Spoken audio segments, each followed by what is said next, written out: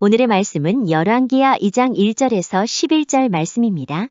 여호와께서 회오리 바람으로 엘리야를 하늘로 올리고자 하실 때에 엘리야가 엘리사와 더불어 길갈에서 나가더니 엘리야가 엘리사에게 이르되 청하건대 너는 여기 머물라 여호와께서 나를 베델로 보내시느니라 하니 엘리사가 이르되 여호와께서 살아계심과 당신의 영혼이 살아있음을 두고 맹세하노니 내가 당신을 떠나지 아니하겠나이다 하는지라. 이에 두 사람이 베델로 내려가니 베델에 있는 선지자의 제자들이 엘리사에게로 나와 그에게 이르되 여호와께서 오늘 당신의 선생을 당신의 머리 위로 데려가실 줄을 아시나이까 하니 이르되 나도 또한 아노니 너희는 잠잠하라 하니라. 엘리야가 그에게 이르되 엘리사야 청하건대 너는 여기 머물라 여호와께서 나를 여리고로 보내시느니라. 엘리사가 이르되 여호와께서 살아계심과 당신의 영혼이 살아있음을 두고 맹세하노니 내가 당신을 떠나지 아니하겠나이다 하니라. 그들이 여리고에 이르매 여리고에 있는 선지자의 제자들이 엘리사에게 나와 이르되 여호와께서 오늘 당신의 선생을 당신의 머리 위로 데려가실 줄을 아시나이까 하니 엘리사가 이르되 나도 아노니 너희는 잠잠하라. 엘리야가 또 엘리사에게 이르되 청하건대 너는 여기 머물라 여호와께서 나를 요단으로 보내시느니라 하니 그가 이르되 여호와께서 살아계심과 당신의 영혼이 살아있음을 두고 맹세하노니 내가 당신을 떠나지 아니하겠나이다 하는지라. 이에 두 사람이 가니라. 선지자의 제자 50명이 가서 멀리 서서 바라보매 그 두 사람이 요단가에 서 있더니 엘리야가 겉옷을 가지고 말아 물을 치매 물이 이리 저리 갈라지고 두 사람이 마른 땅 위로 건너더라. 건너매 엘리야가 엘리사에게 이르되 나를 내게서 데려감을 당하기 전에 내가 내게 어떻게 할지를 구하라. 엘리사가 이르되 당신의 성령이 하시는 역사가 갑절이나 내게 있게 하소서 하는지라. 이르되 내가 어려운 일을 구하는도다. 그러나 나를 내게서 데려가시는 것을 내가 보면 그 일이 내게 이루어지려니와 그렇지 아니하면 이루어지지 아니하리라 하고 두 사람이 길을 가며 말하더니 불수레와 불말들이 두 사람을 갈라놓고 엘리야가 회오리 바람으로 하늘로 올라가더라. 아멘. 오늘 우리가 읽은 하나님의 말씀, 엘리야가 이제 하나님의 부름을 받고 승천에 올라가는 장면입니다. 아주 오래전에 학창 시절에 있었던 일인데요. 저도 기억에 가물가물합니다. 그때 저도 성경 퀴즈데이가 교회에 있어서 그래서 시험 문제를 함께 풀고 있었는데 제가 자신 있게 풀 수 있는 문제가 나왔어요. 문제가 바로 이것이었습니다. 엘리야는 승천할 때 무엇을 타고 승천했습니까? 제가 가장 먼저 손을 번쩍 들고 정답! 이렇게 외쳤습니다. 그리고 저에게 이렇게 대답할 수 있는 기회가 주어졌죠. 그래서 제가 뭐라고 그랬냐면 너무 자신 있게 병거! 이렇게 대답을 했습니다. 왜냐하면 제가 늘 부르던 찬송가에 그 가사가 이랬거든요. 주의 선지 엘리야 병거 타고 하늘에 올라가던 일을 기억합니다.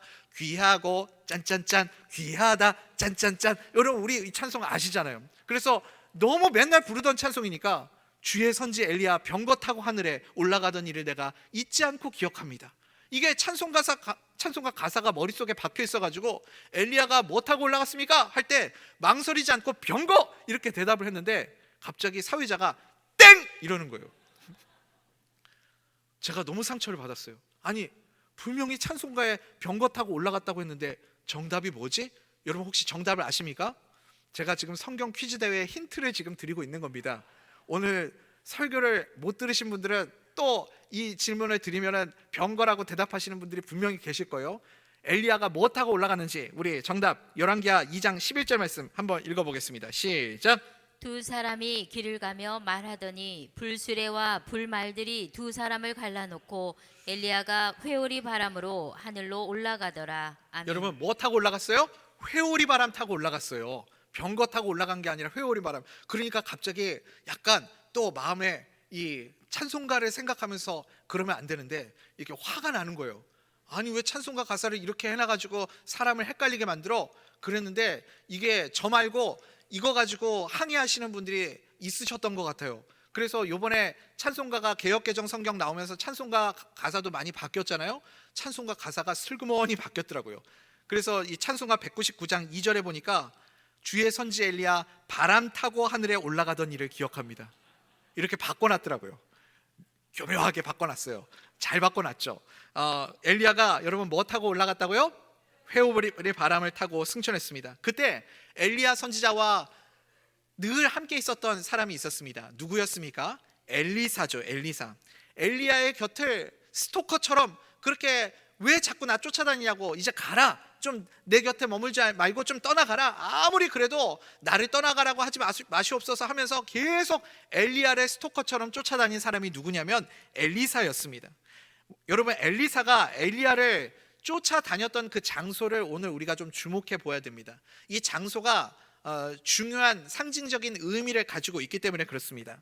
순서대로 살펴보면, 순서상으로 보면 1절에 제일 먼저 갔던 장소가 어디예요? 길갈입니다. 길갈. 그리고 두 번째 장소가 베델이죠. 2절에 나와 있습니다. 세 번째 장소는 어디냐면 4절에 있죠. 여리고입니다. 마지막 네 번째 장소가 어디냐면 6절 7절에 있는 요단강입니다. 다시 정리해 보자면 네 군데의 장소를 엘리사 선지자가 엘리야를 쫓아다녔는데 어디예요? 길갈과 베델과 여리고와 요단강. 여러분, 제가 지금 퀴즈를 알려드리고 있는 거라고요.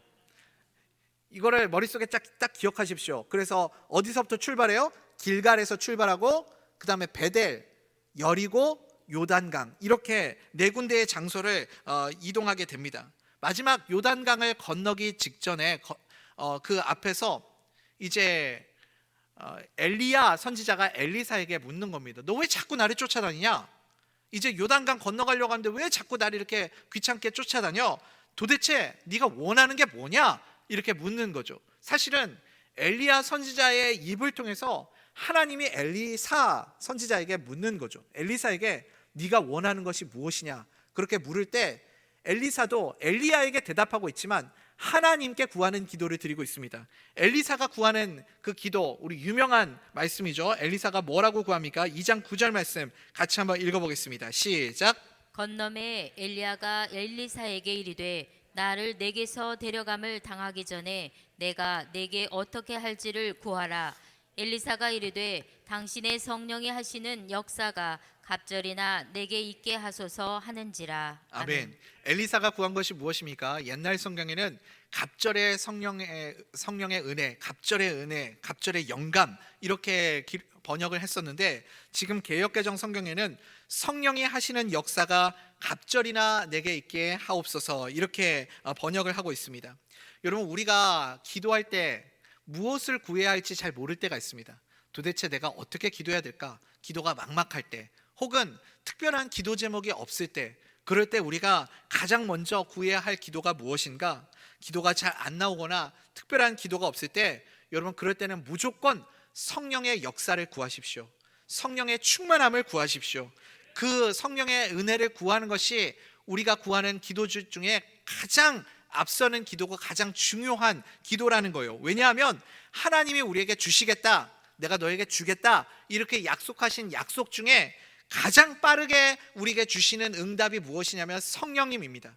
그래서 가장 먼저 우리가 구하면 제일 먼저 응답을 주시는 게 성령님의 역사예요. 누가복음 11장 13절 말씀 우리 같이 한번 읽어볼까요? 시작. 너희가 악할지라도 좋은 것을 자식에게 줄 알거든 하물며 너희 하늘 아버지께서 구하는 자에게 성령을 주시지 않겠느냐 하시니라. 아멘. 같은 말씀을 예수님이 마태복음에서도 하셨죠. 그래서 하늘 아버지께서 구하는 자에게 마태복음에서는 좋은 것을 주시지 않겠느냐 이렇게 말씀하셨고, 누가복음에서는 구하는 자에게 성령을 주시지 않겠느냐 이렇게 말씀하고 있습니다. 그러니까 우리가 구할 때 여러분 가장 좋은 것이 누구예요? 성령님이시죠. 성령님을 구하면 그러면 하나님이 분명히 응답해 주신다라는 말씀입니다. 여러분, 왜 우리가 성령을 구하는 것이 중요합니까? 우리가 구하는 모든 기도의 간구의 기초가 성령님으로부터 시작되기 때문에 그렇습니다. 성령님은 어떤 분이신가? 우리에게 기도가 무엇인지, 내가 무엇을 기도해야 할지, 어떤 것을 하나님께 구해야 할지를 옆에서 도와주시고 가르쳐 주시는 분이 성령님이시죠. 그래서 로마서 8장 26절에 보면요, 우리가 연약하대요. 우리는 약하대요. 그래서 약해서 이 약함이 어떤 모습이냐면 내가 하나님께 기도를 해야 되는데 어떤 기도를 해야 될지도 모르는 그런 연약하고 부족한 자라는 겁니다. 우리가 이렇게 마땅히 기도할 바를 알지 못할 때 성령님께서 우리를 도우셔서 말할 수 없는 탄식으로 성령님께서 우리를 위해서 간구해 주신다라고 말씀합니다. 무엇을 가르쳐 주시는가? 우리가 어떤 기도를 드려야 할지, 어떻게 기도해야 응답받을 수 있는지, 어떤 기도를 드려야 하나님이 기뻐하시는지를 우리에게 가르쳐 주신다는 거예요. 그러니까 성령님을 먼저 구해야 응답을 빠르게 받는 방법을 우리가 얻을 수 있는 겁니다. 무조건 여러분 성령님을 구하십시오. 먼저 성령 충만을 구할 수 있는 우리 대전명석교회 성도님들 되시기 바랍니다. 그러면 성령님께서 우리에게 오셔서 하시는 일이 무엇인가? 요한복음 16장에 보니까 세 가지를 알려주신다는 거예요.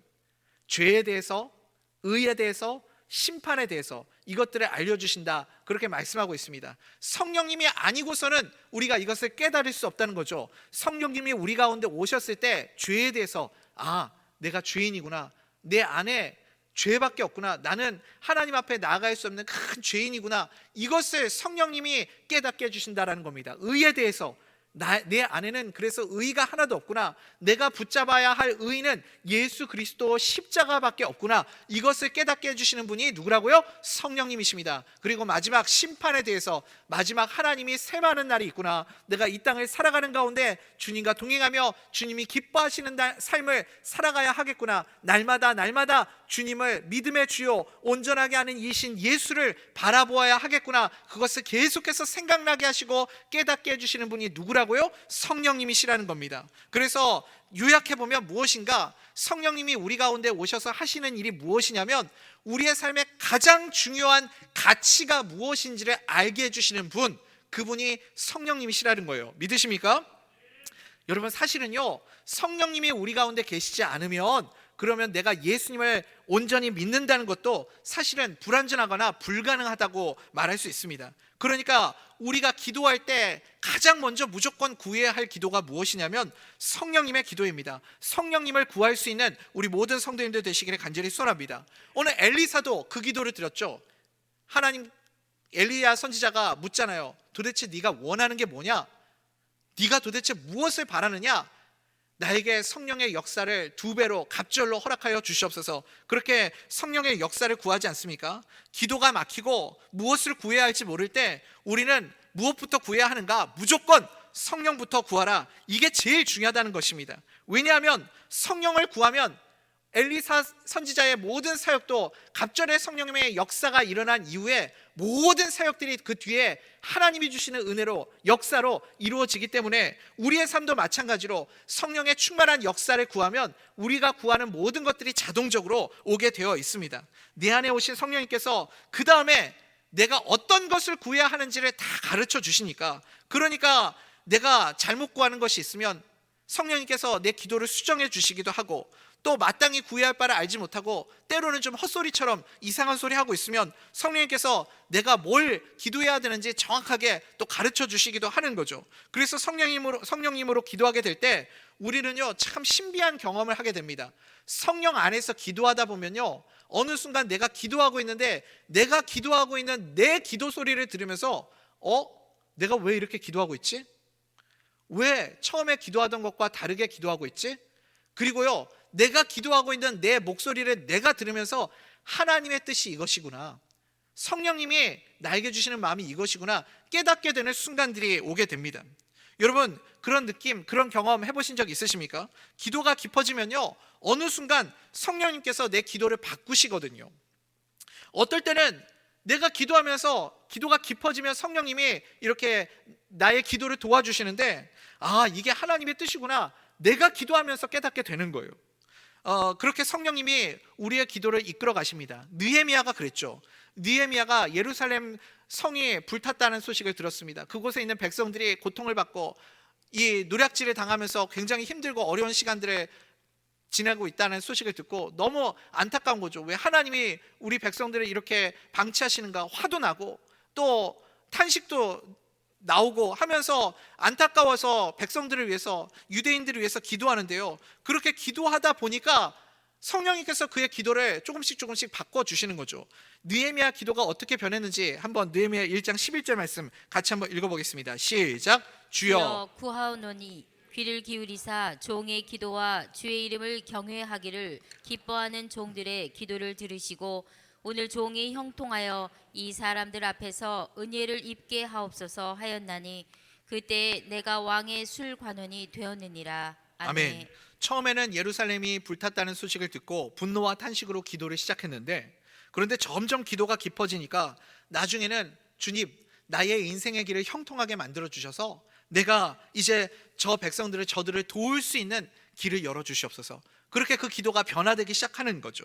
그게 성령님이 이끄시는 기도, 성령님이 가르쳐 주시는 기도입니다. 사랑하는 우리 대저면석교 성도님들, 우리도 항상 성령님의 그 지혜를 구하는 하나님의 사람들이 되어서 주님의 선하신 뜻대로 하나님의 계획대로 살아가는 지혜로운 믿음의 사람들 될 수 있기를 간절히 소원합니다. 오늘 다시 우리 본문으로 돌아와 봅시다. 그러면 우리가 정말 궁금한 게 이것 아닙니까? 엘리사 선지자가 도대체 왜 성령의 역사를 갑절이나 2배나 구한 이유가 무엇일까요? 무엇 때문에 엘리사 선지자는 갑절의 성령의 역사를 구하였을까요? 여러분, 우리가 이것을 좀 오해하면 안 됩니다. 엘리야 선지자가 워낙 대단한 선지자였기 때문에 엘리야가 이제 회오리 바람 타고 올라가고 나면 뒤에 이어지는 후임이 아유, 선생님이 너무 사역을 잘하셔서 제가 많이 부담이 됩니다. 선생님만큼 제가 사역 못하면 아유, 후임이 선임만 못하네, 그런 소리 들을까봐 제가 많이 부담되고 걱정됩니다. 그래서 저도 선생님보다 좀 잘한다, 아이고 선임보다 후임이 낫네, 그런 소리 좀 듣게 성령의 갑절의 영감을 주십시오. 그런 차원으로 엘리사 선지자가 지금 갑절의 성령의 은혜를 구한 것이 아닙니다. 엘리사 선지자가 지금 이렇게 구하는 이유는요, 다른 것이 아니에요. 자기의 육신의 소욕이나 욕심이 아니라 자기의 생명을 걸고 하나님의 은혜를 구하고 있는 것입니다. 우리가 주목해야 할 것이 무엇이냐면, 엘리야의 시대와 엘리사의 시대는 완전히 성경이 다른 개념으로 분류하고 있습니다. 엘리야와 엘리사는 전혀 사역의 그림이 다르다라는 거예요. 엘리야는 무엇을 상징하는 인물이냐면 구약 시대를 상징하는 인물입니다. 그래서 엘리야 선지자의 모든 사역의 결말을 한번 보십시오. 항상 엘리야 선지자가 하고 있는 사역의 마지막은 심판으로 끝이 납니다. 심판이 있어요. 엘리사의 시대는 완전히 새로운 시대입니다. 심판이 아니라 이거는 신약적인 개념이죠. 그래서 엘리사의 삶은 예수 그리스도의 모델이 되기도 합니다. 우리는 열왕기하 구약의 말씀을 읽고 있지만 이 엘리사 선지자의 사역을 통해서 누구를 바라볼 수 있어야 되냐면 예수 그리스도의 그림자, 예수 그리스도의 모습을 볼 수 있어야 되는 겁니다. 엘리야는 구약 시대의 대표 주자라고 말할 수 있고, 엘리사는 그래서 신약의 예수님을 구약에서 미리 보여주는 상징적인 인물이다. 우리가 이것을 머릿속에 담고 있어야 열왕기하 말씀을 더 은혜롭게 이해할 수가 있는 거죠. 그래서 엘리야 시대 때는요, 다 심판으로 끝이 납니다. 선과 악의 대결이었고, 갈멜산에서 850명의 바알 제사장들과 그 전쟁을, 영적 전투를 벌일 때도 마지막에 하나님의 심판으로 다 그들을 멸하지 않습니까? 죽지 않습니까? 그래서 하나님의 심판으로 끝이 납니다. 여러분, 그래서 엘리야가 회오리 바람을 타고 승천했다, 이것은 무엇을 의미하는지 아세요? 엘리야의 승천은 바로 하나님의 심판과 연결이 되는 겁니다. 엘리야의 또 다른 상징이 무엇입니까? 불이잖아요. 불. 엘리야 하면 불이 떠오르죠. 갈멜산에서도 불이 떨어졌잖아요. 이 불이 하나님의 응답을 의미하기도 하지만 사실은 이게 심판을 의미하는 것도 맞죠. 그래서 불로 악을 심판하지 않습니까? 노아의 시대 때 하나님께서 노아의 홍수 사건을 통해서 하나님이 약속하시잖아요. 이제 내가 다시는 물로 너희를 심판하지 않겠다. 그래서 하나님이 이번에 엘리야 시대 때는 무엇으로 심판하실 작정을 하셨냐면 불로요.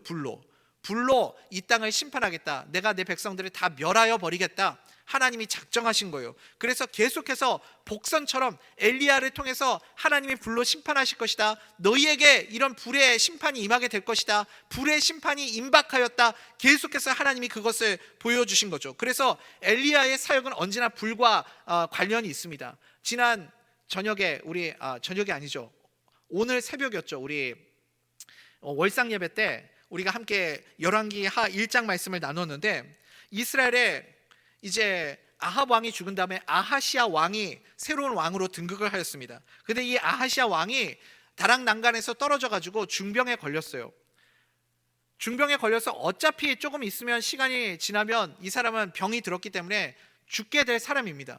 그런데 굳이 하나님께서 엘리야 선지자를 보내셔서 하나님의 말씀을 전하게 하는 거예요. 아하시아 왕에게 너 하나님의 말씀 듣지 않고 하나님께 묻지 않고 저 우상 바알세붑이라는 저 우상에게 찾아가서 너의 운명을 묻고 너의 길을 물었던 것을 하나님이 기뻐하시지 않는다. 그래서 너는 다락난간에서 떨어져서 거기서 네 침상에서 회복되지 못하고 죽게 될 것이다. 이 메시지를 전하게 하는 거죠. 그래서요, 이 아하시아 왕이 기분이 나쁜 거예요. 너 반드시 죽는다, 그 말을 들으니까 기분이 안 좋죠. 그래서 아하시아 왕이 열받아 가지고 군사 50명과 장관을 보내서 엘리야를 체포하게 합니다. 이것도 제가 지금 퀴즈를 알려드리는 거예요. 병사들을 보내가지고 50명을 보내가지고 엘리야를 데려오게, 포위하고 엘리야를 데려오게 했는데 그때도 똑같이 불의 심판이 임해요. 그래서 하늘에서 불이 떨어져서 그 50명을 다 불태워 죽입니다. 그런데 한 번 그렇게 끝난 게 아니라 또 아하시아 왕이 또 똑같이 군대를 보내요. 그래서 똑같은 인원이 2번 불에 타서 죽습니다. 그러면 총 몇 명이 불에 타서 죽었을까요? 100명. 역시 우리 이성일 집사님이 이 산수를 잘 하시네요. 50 더하기 50이니까 100명이죠. 지금 제가 퀴즈를 알려드린 겁니다. 그러니까 여러분, 엘리야 선지자의 모든 사역은 다 불의 심판과 연결이 되어 있습니다. 승천할 때도 불이 임했죠. 그래서 회오리 바람을 타고 올라갈 때 엘리사와 엘리야를 뭐가 이렇게 갈라놨어요? 불수레와 불말. 거기서도 불이 보이게 되는 겁니다. 그러니까 엘리야 선지자가 이제 회오리 바람을 타고 승천했다라는 것은 이제 정말 하나님의 심판이 임박했다. 이제 곧 하나님의 심판이 이 땅에 임하게 될 것이다 라는 것을 의미하는 거예요. 제가 오늘 서두에서도 엘리야 선지자와 엘리사가 함께 이동했던 장소들에 대해서 설명을 드렸습니다. 그 4군데의 장소가 굉장히 중요하다, 그렇게 말씀을 드려놓고 건너뛰었어요. 그것에 대해서 설명을 안 했죠. 엘리사가 쫓아다녀 보니까 그냥 엘리야가 아무데나 간 게 아닙니다. 엘리야가 아무 생각 없이 너 왜 자꾸 나 쫓아오냐, 여리로도 피해보고 저쪽으로도 피해보고 그렇게 한 것이 아니라 엘리야 선지자가 지나왔던 장소는 아주 중요한 의미를 담고 있습니다. 이게 사실은 가나안 정복 전쟁 역순으로 지금 빠져나오고 있는 거예요. 가나안 정복 전쟁 제일 먼저 시작한 장소가 어디예요, 여러분? 길갈에서부터 시작되었죠. 길갈에서 12개의 돌멩이를 세워놓고 기념비를 세워놓고 그곳에서 6월절 절기를 지키고 하나님 앞에 예배를 드립니다. 그리고 할례를 행하게 됩니다. 여러분, 여기 이제 여러분과 제 사이에 지금 이렇게 단상이 있는데 마치 이 사이에 요단강이 있다고 생각하시면 돼요. 요단강을 앞에 두고 목전에 두고 제가 있는 쪽이 길갈이라면 여러분이 계신 쪽이 여리고성이에요. 여리고성과 길갈은 그냥 코앞이에요. 요단강을 사이에 두고 붙어있는 장소입니다. 이해가 되시죠? 여기서 할례를 행했다는 건 뭐예요? 여리고에 있는 그 여리고성 사람들이 할례를 행하는 걸 다 볼 수 있는 위치에 있다는 거예요. 할례를 행했으니까 움직이지를 못하잖아요, 남자들이. 그런데 그곳에서 믿음으로 할례를 행하고 하나님이 이 모든 일을 하실 것을 확신하면서 믿음으로 그 결단을 내리게 되는 거죠. 그리고 6월절 정복 전쟁이 이제 이스라엘의 가나안 정복 전쟁이 거기에서부터 시작되는 겁니다. 첫 출발 장소가 어디라고요? 길갈. 그런데 그 다음에 이 엘리야 선지자가 어디로 들어갔어요? 길갈 다음에 두 번째 장소가 어디였습니까? 벌써 잊어버리셨어요? 베델이죠, 베델. 베델은 어떤 의미가 있는 곳인가? 베델은요, 좀 높은 지역이 있어요. 해발 800m 위치에 있는 높은 산지입니다. 근데 이스라엘 백성들이 이제 이스라엘이 남유다와 북이스라엘로 쪼개졌잖아요. 쪼개지면서 하나님을 예배하는 예배 처소가 어디에 있었냐면 남유다 남쪽에 있었어요. 예루살렘, 베들레헴에 있었다고요. 그러니까 북이스라엘에 사는 사람들도 하나님을 제사하기 위해서는 남쪽으로 내려와야만 했습니다. 6월절 절기를 지키든지 명절을 지킬 때면 항상 남쪽으로 내려와야만 했어요. 그러니까 이 북이스라엘의 왕, 초대 왕인 이 여로보암 왕이 그게 싫은 거예요. 백성들이 자꾸 남쪽으로 내려가는 게 싫어서 우리도 하나님을 예배하는 처소가 있다. 옛날 이 베델은요, 우리에게 성경적으로도 되게 의미가 있는 장소잖아요. 야곱이 이 베델에서 하늘문이 열리고 하나님이 내가 너와 함께하겠다, 하나님이 약속을 받은 장소가 베델 아닙니까? 그러니까 여기 상징적인 이 의미가 있는 이 장소, 이 베델을 선정해서 여기다가, 그런데 뭘 잘못했냐면 황금 송아지를 만들어 놓고 우상 숭배를 할 수 있게 만들어 버린 겁니다. 그래서 베델은요, 이 우상 숭배의 본산지가 되어 버렸습니다. 북이스라엘이 타락하기 시작하게 된 시점이 어디에서부터인가?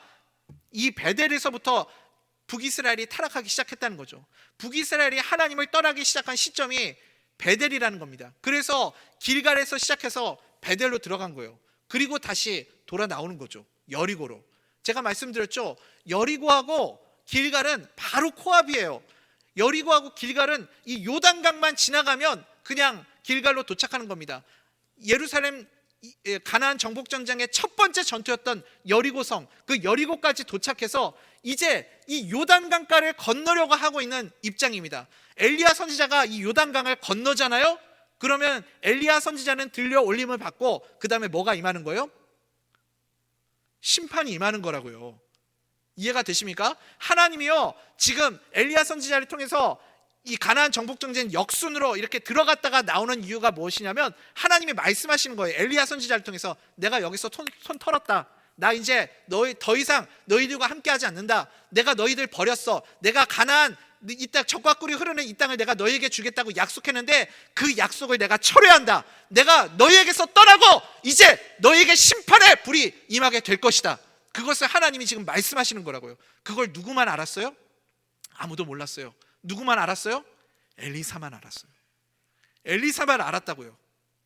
엘리사가요, 마음이 너무 초조한 거예요. 이제 이 요단강만 지나가면 하나님의 불이 심판이 임하게 될 텐데, 이제 하나님이 이 땅을 버리게 될 텐데, 하나님 어떡합니까?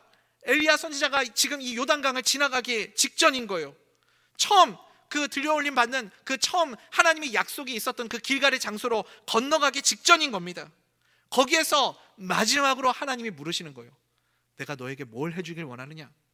그랬더니요, 엘리사 선지자가 간절한 심정으로 하나님께 구하는 겁니다. 성령이 하는 역사가 갑절이나 내게 있기를 원합니다. 여러분, 이 고백이 무엇인지 아십니까? 지금 가나안 정복 전쟁 역순으로 돌아 나왔잖아요. 그러니까 하나님이 지금 약속을 무효화하시겠다는 선언 아닙니까? 노아의 가족 빼놓고는 하나님이 다 심판하시고 멸하셨던 것처럼 지금 엘리야 빼놓고 너희는 이제 다 죽었어. 엘리야만 들려 올라가고 너네들은 다 죽일 거야. 하나님이 지금 그 말씀을 하고 있는 거예요. 불의 심판이 임하였다, 그 뜻입니다. 이 모든 맥락을 이해하고 있었던 유일한 사람 엘리사는요, 하나님께 갑절의 은혜를 구하면서 간절히 간구하는 거예요. 뭐냐면, 하나님, 우리 이스라엘이 하나님 앞에 범죄한 거 맞습니다. 그렇지만 하나님, 이 백성을 이렇게 포기하시면 안 됩니다. 심판하시고 버리시면 안 됩니다. 지금 엘리야 선생님이 갔던 그 코스를 제가 따라다녀 보니까 가나안 정복 전쟁 역순이네요. 하나님이 우리를 버리시겠다는 말씀이시네요. 하나님, 우리 포기하시면 안 됩니다. 하나님, 우리를 떠나시겠다는 거 저는 알고 있습니다. 그래서 엘리야 선생님이 이 민족을 구하지 못하였다면, 그러면 저에게 갑절의 성령의 역사를 허락하여 주시옵소서. 다시 한 번만 기회를 주시옵소서. 내 생명을 걸고서라도 이 나라, 이 민족을 다시 살릴 수 있도록 기회를 주시옵소서. 지금 엘리사 선지자가 그 간절한 마음으로 기도를 드리고 있는 거라고요. 마치 모세와 같은 기도 아닙니까? 모세가 시내산에 십계명을 받으러 올라갔을 때 이스라엘 백성들이 모세가 내려오지 않으니까 불안해가지고 거기서 금송아지 만들어 놓고 우상숭배를 하잖아요. 출애굽기 32장 32절에 하나님께서 이스라엘 백성들을 다 죽여버리시겠다고, 내가 모세에게 말씀하시는 거죠. 내가 이 백성들 다 쓸어버리고 다시 새로운 민족을 선택해서 그 백성들을 데리고 내가 약속의 땅으로 들어가겠다. 내가 이스라엘을 버리겠다. 그때 모세가요, 자기의 생명을 걸고 중보기도를 합니다. 하나님, 이 백성 버리시면 안 됩니다. 하나님이 약속으로 세우신 민족 아닙니까? 하나님, 만약에 이 백성을 버리시려거든 나도 이 생명책에서 나를 지워버리시옵소서. 나를 이 생명책에서 지우시는 한이 있더라도 이 백성만큼은 하나님 절대 버리시고 포기하시면 안 됩니다. 모세가 그렇게 간절하게 기도하였잖아요. 그 결단의 고백의 기도처럼 지금 엘리사 선지자도 하나님 앞에 이 기도를 드리고 있는 겁니다. 여러분, 그래서 오늘 우리 권효곤 장로님도 이렇게 기도하시면서 이필림 목사가 갑절의 성령의 역사를 영감을 주시옵소서 그렇게 기도하셨는데, 여러분 이 기도는요 다른 말로 하면 이 목사가 교회를 위해 죽게 하옵소서 그 말이에요. 생명을 걸게 하옵소서 그 말이라고요. 그러니까 아멘을 하시니 참 어떻게 제가 반응을 해야 될지 모르겠는데, 여러분 그러니까요 엘리사 선지자는요 지금 자기 생명을 건 겁니다. 여러분 그래서요 우리가요 함부로 이런 기도 드리는 거 아니에요. 성령의 갑절의 영감을 주시옵소서 우리가 이렇게 함부로 기도하는 것 아닙니다. 그런데 여러분 제가 여러분께 감히 도전을 드립니다. 엘리사의 그 간절한 기도처럼 우리도 하나님 앞에 우리의 생명을 걸고 하나님의 은혜를 구할 수 있는 믿음의 사람들 될 수 있기를 간절히 소원합니다. 성령의 충만을 구할 수 있는 하나님의 백성들 되기를 원합니다. 우리의 삶에 막혀 있었던 일들이 얼마나 많이 있습니까? 하나님, 내가 우리 가족들을 위해서 참 오랜 기간 동안 기도했어요. 우리 가족들 구원하기 위해서, 우리 가족의 관계 문제들을 해결하기 위해서 참 오랫동안 기도했어요. 그런데 하나님, 이대로 시간이 지나가 버리면 정말 우리 가족은 더 이상 소망이 없을 것 같아요. 이렇게 하나님 우리 가족을 버리실 수 없잖아요. 지금까지 내가 기도하고 구했는데 안 됐다면 하나님 나의 생명을 걸고서라도 갑절의 성령의 역사를 허락해 주셔서라도 우리 가정을 구원해 주세요. 그렇게 기도할 수 있는 주의 백성들 될 수 있기를 간절히 소원합니다. 저도 마찬가지지만 우리 대전명석교회 성도님들도 함께 이 기도를 드리길 원합니다. 대전명석교회요, 여러분 우리 이렇게 예배드리고 함께 모여있으니까 참 좋죠. 기쁘죠. 감사하죠. 여기서 만족하고 안주하고 멈춰 있으면 안 됩니다. 여기서 멈춰 있으면 그냥 우리는 고인물 되는 것이고 하나님의 사명을 감당하기에 우리는 더 이상 앞으로 나아갈 수가 없는 것이죠. 그래서 우리는 지금 멈춰 있지 않기 위해서 갑절의 성령의 역사를 구할 수 있는 믿음의 사람들 될 수 있기를 간절히 소원합니다. 여러분 그거 아십니까? 엘리사 한 사람밖에 없었어요. 엘리사 한 사람밖에 몰랐습니다. 그런데 그 한 사람이 하나님 앞에 자기의 생명을 걸고 하나님 앞에 기도했을 때 하나님께서 그 민족을 다시 살려주시고 기회를 주시는 것을 볼 수 있습니다. 그래서요 엘리사의 이 기도 이후에 이 하나님의 어떤 그런 분위기가 완전히 달라지게 됩니다. 하나님께서 다시 한번 이 백성들에게 긍휼의 은혜를 베풀어 주시는 것을 볼 수 있어요. 엘리사 선지자의 시대 때는 그래서요 하나님은 의도적으로 엘리야 때는 계속해서 심판을 보여주셨다면 엘리사 시대 때는 하나님이 치유와 회복을 계속해서 보여주시는 모습을 보게 됩니다. 우리도 갑절의 성령의 역사를 구하기를 원합니다. 우리의 가정을 회복시키고 우리의 가정을 치유하고 우리 구역을 회복시키고 우리 대전명석교회의 부흥의 역사가 불어오고 이 나라 이 조국 가운데 하나님의 치유하심과 회복의 역사가 일어나기를 간구하며 갑절의 성령의 역사를 구할 수 있는 믿음의 사람들 될 수 있기를 간절히 소원합니다. 엘리사 한 사람 때문에 모든 분위기가 완전히 열왕기 하에서부터는 달라지게 되는 거죠. 우리가 이런 기도를 드릴 수 있는 믿음의 사람들 될 수 있기를 소원합니다. 우리 사랑하는 대전명석교회 성도님들, 이제 말씀 맺겠습니다. 우리 가정 가운데, 우리의 사업장 가운데, 일터 가운데 여전히 막혀있고 풀리지 않고 답답하고 막막한 상황 가운데 계시는 우리 성도님들 계십니까? 지금까지 우리가 구하고 간구하여도 응답이 되지 않고 열리지 않고 일이 이루어지지 않았다면 오늘 이 시간에 성령의 충만한 역사를 구하기를 간절히 소원합니다. 갑절의 성령의 역사를 주시옵소서. 그리하여 성령이 주도하는 인생, 성령님이 이끌어 가시는 가정, 성령님이 주인 되시는 대전명성교회, 그래서 다시 한번 모든 막혔던 것들이 열려지고 그리고 치유와 회복과 기적의 역사를 체험하는 우리의 삶이 되기를 간절히 소원합니다. 엘리사 선지자가 구하였던 것처럼 엘리사 시대 때는 엘리야보다 2배 이상의 기적의 역사가 나타나는 것을 보게 됩니다. 부족하지만, 연약하지만, 능력 없지만 성령의 역사를 구하면 지난 30년의 시간을 뛰어넘어서 하나님의 크신 역사가 우리 대전 명석교회 가운데도 임하게 될 줄 믿습니다. 그 갑절의 성령님의 역사를 구하여서 하나님이 하실 놀라운 일들을 기대하는 우리 모든 성도님들의 가정과 삶과 생업 현장과 우리 대전 명석교회가 되기를 주님의 이름으로 축복합니다.